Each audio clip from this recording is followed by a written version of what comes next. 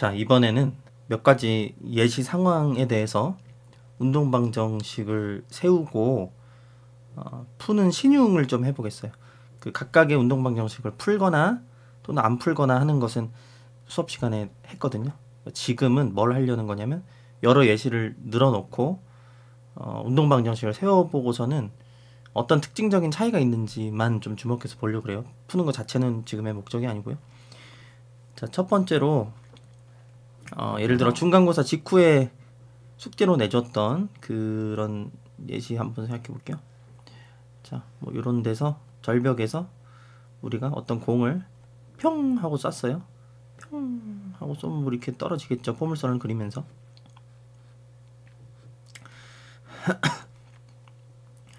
그때 뭐 초기 위치가 어디고 초기 속도가 어떻고 뭐 이런 정보들을 줄 거예요. 그런데 우리는 구체적인 실제 값을 지금 생각하진 않을 거고, 자, F는 M dt제곱분의 d제곱 R에서 다시 한번 강조하지만 운동 방정식을 푼다는 건 힘이 어떻게 작용하는지, 이 물체에 우리의 관심계에 알짜 힘이 어떻게 작용하는지가 주어졌을 때 이놈의 운동이 어떻게 되는지를 풀어내는 것이 운동 방정식을 푸는 거라고 했어요. 이 경우에 공기저항을 무시한다면 이 경우에 여기 작용하는 알짜 힘이 오로지 이거밖에 없다라는 거를 알 수가 있고, 그러니까 이런 방정식이 되는 거예요. 여기서 한 가지 여러분들이 주목할 만한 점은 좀 옮겨서 다시 써보겠어요. 마이너스 mg 대햇은 m dt제곱 t제곱 r. 관심계에 작용하는 힘이 오로지 중력분일 때, 뭐 공기저항력 같은 것도 없고 중력만 작용할 때 우리가 이걸 자유낙하 상황이라고 부르기도 하거든요. 그런 상황일 때는 좀 재밌는 성질이 있는데, 좌변에도 m이 있고 우변에도 m이 있어서 이 물체 질량이 이 물체 운동에 주는 영향이 없다는 거죠. 그래서 우리가 뭘 알 수 있냐면, 지구에서 중력만 작용한다면 그 물체는 이런 가속도가 생기겠거나, 그 물체가 무겁든 가볍든 초기 위치가 뭐 어디에 있든 초기 속도가 어떻든 간에 어떤 물체에 생기는 가속도는 요만큼이겠구나 라는 거를 주목할 수가 있고요.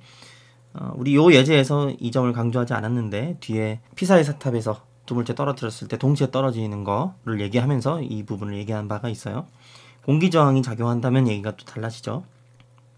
자, 요거 벡터로 된 방정식인데 얼마든지 세 줄짜리 방정식으로 바꿔 쓸 수가 있고, 성분별로 그죠? 는 빵, y도 마찬가지로 빵, g는 마이너스 g, 요런 세 줄의 방정식으로 바꿔 쓸 수 있는 거죠. 얘를 풀면 자, xt가 뭐 어떻게 되는지가 나올 거고, 얘를 풀면 yt가 어떻게 되는지 나올 거고, 얘를 풀면 zt가 어떻게 되는지 나올 거예요. 요 정보를 다시 합치면은 우리가 이게 도대체 어떻게 생겨먹은 함수인지 알 수 있다는 거죠. 왜냐면 얘는 이거일 테니까, 그죠?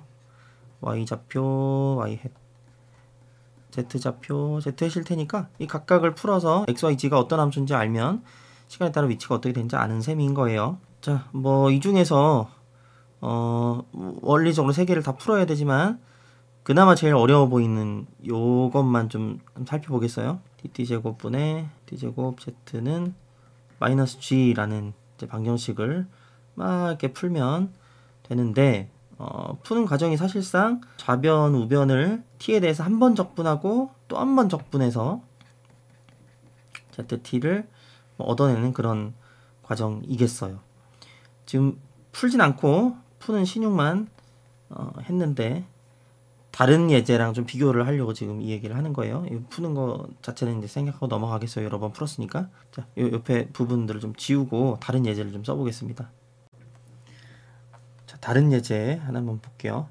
지금 다시 강조하지만 뭘 하려는 거냐면 각각의 방정식을 푸는 과정을 보여주려는 게 아니고 방정식들 여러 개 세워놓고 비교를 좀 하려고 그래요. 어떤 구조적 차이가 있는지. 우리가 또 수업 시간에 했던 만만한 예제 중에 하나는, 자, 마찰이 없고 용철 상수 K고 질량 M인 그런 놈이 달려있고, 여기가 용철의 평소 길이인 위치라고 해봐요. 여기가 X좌표 여기인 곳으로 하죠. 물체가 여기 있을 때가 용수철이 늘어나지도 줄어들지도 않은 그 상태다 라는 예제 많이 했었죠. 자, 이 경우에 마찬가지로 F는 뭐 운동 방정식 자체야 이렇게 생겼다는 건 다 똑같은 사실이고, 근데 이때 우리가 고려하는 이 물체에 작용하는 알자 힘이 오로지 탄성력밖에 없어서 이렇게 표현된다고 우리가 얘기했었어요. 이 경우에 또 세 줄짜리 방정식 쓸 수 있고, 그 중에서 x에 대한 방정식만 좀 써놓고 얘기를 해볼게요. 앞선 예제에서는 z에 대해서만 풀었고요.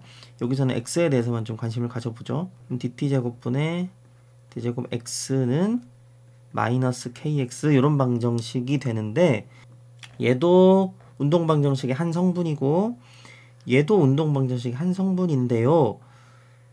그러면은 얘도 선생님 뭐 양변을 t에 대해서 적분 두 번 적분하면 xt가 먼저 얻어낼 수 있는 거 아닙니까? 라고 생각할 수도 있는데, 잘 보세요. 구조적으로 어떤 차이가 있는지. 자, 얘의 경우에 쉽사리 여러분 수준에서도 풀 수 있었던 이유는, 자, 결국에 우리가 알려는 건 z라는 애가 t에 대해서 어떤 함수인지를 알아내고 싶어요. 그 경우에 우변이 그냥 t에 대한 함수이기만 하다면, 심지어 지금처럼 t조차도 의존하지 않고 상수라면 굉장히 쉬운 미분 방정식이 되겠어요. 왜냐면 우변이 t에 대한 함수면 그거를 우리가 t에 대해서 적분하는 건 할 수 있거든요. 또 한 번 적분할 수 있거든요. 상수면 더 쉽죠. 적분하면 마이너스 gt가 되고 한 번 더 적분하면 마이너스 2분의 1 gt 제곱이 될 텐데, 자, 여기는 뭐가 다른지 좀 생각을 해보자고요. t에 대해서 두 번 적분하면 될 것만 같은데, 문제는 얘가 어떤 함수인지 모르죠. 얘는 다시 좀 더 강조해서 써보면 t에 대한 함수예요. 그거를 알고 싶어서 우리가 지금 이 미분 방정식을 풀고 있는 건데, 난 x가 궁금해. x가 어떤 함수인지 궁금해. 근데 내가 아는 정보라고는 우리가 궁금한 그 x를 t에 대해서 두 번 미분한 게 x 자기 자신의 몇 배다라는 정보를 갖고 있어요. 그러니까 이 양변을 t에 대해서 적분하고 싶어도 좌변은 뭐 적분하고 적분하면 x가 되겠죠. 근데 우변은 이걸 t에 대해서 적분하고 싶으면 이게 도대체 t에 대해서 어떻게 생겨먹은 함수인지 알아야 되는데, 그걸 지금 모르기 때문에 이렇게 단순히 적분해서 얻어낼 수 없는 거예요. 보통의 미분 방정식은 이런 식이에요. 이 첫 번째 예제가 되게 특수한 쉬운 예였던 거고요. 내가 모르는 z가 우변에 지금 없죠. 그러니까 그냥 적분해서 z가 우변 적분한 것이다 라고 말하면 되는 상황이었는데, 이 경우에는 내가 알고 싶은 거를 두 번 미분한 것이 내가 알고 싶은 것과 어떤 관련이 있다 이렇게 생겨먹은 방정식이라서 단순히 우변을 t에 대해 적분해낼 수가 없겠어요. 이게 t에 대해 무슨 함수인지 알아야 t에 대해서 적분을 하죠. 그래서 이 경우에 첫 번째 예제처럼 쉽사리 풀 수가 없었던 거고, 그래서 우리 수업에서 딱히 다루지 않았던 거예요. 그러니까 여러분이 미분 방정식을 세우는 거는 할 줄 알아야 되는데, 그 중에서 지금 여러분 수준에서 풀 수 있는 방정식이 있고, 풀기 어려운 미분 방정식을 푸는 체계적인 방법을 배우고 나서야 풀 수 있는 그런 방정식이 있다는 거를 좀 구분시켜주기 위해서 이 얘기를 지금 하고 있는 겁니다.